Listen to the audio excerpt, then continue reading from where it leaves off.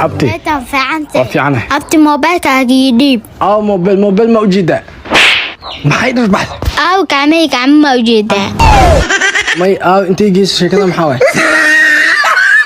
hal sidana ay keento of course farxadada jaa waxay hal markaa waxa ku sheega saaxib qoftan quruxleeda aawada ani isino naag kalma waahay sidii waraa fiir wariya ana qoftan kama kaftamiya waxaas ay iimaan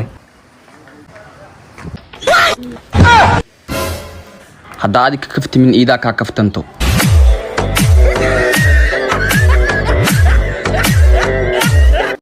waxaan kugu meheriyay bitaas oo meherkeedu uu yahay 600 gram oo dahab ma aqbasho meherkaas mise ma aqbale